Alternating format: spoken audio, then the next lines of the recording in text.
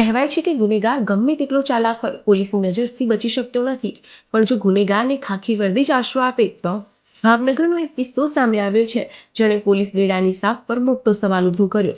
Atrocity કેસમાં wanted આરોપી પાર્થ ધાંધલિયાની શોધથી ભાવનગર પોલીસને ચોંકાવનારી હકીકત મળી. ભરતનગર પોલીસ સ્ટેશનની મહિલા કોન્સ્ટેબલ નયના બારૈયા પોતાના ઘરમાં આરોપીને આશરો આપી રહી હતી. SC/ST સેલ અને પેરોલ ફ્લો સ્ક્વોડે નયનાના ઘરે દરોડો પાડ્યો, જ્યાંથી વોન્ટેડ આરોપી જ નહીં પણ દારૂની બોટલ અને ખાલી બિયરના ટીન પણ મળ્યા. આ સાથે અન્ય એક મહિલા કોન્સ્ટેબલ ઉષા જાની પણ ઘરમાં હાજર હતી. ખાખીને શર્મસાર કરનારી આ ઘટનામાં પોલીસે બંને મહિલા કોન્સ્ટેબલ અને વોન્ટેડ આરોપી પાર્થની ધરપકડ કરી અને પ્રોહિબિશન એક્ટ હેઠળ ગુનો દાખલ કર્યો. આ સમગ્ર મામલે પોલીસ બેડામાં ભારે ચકચાર મચી ગઈ.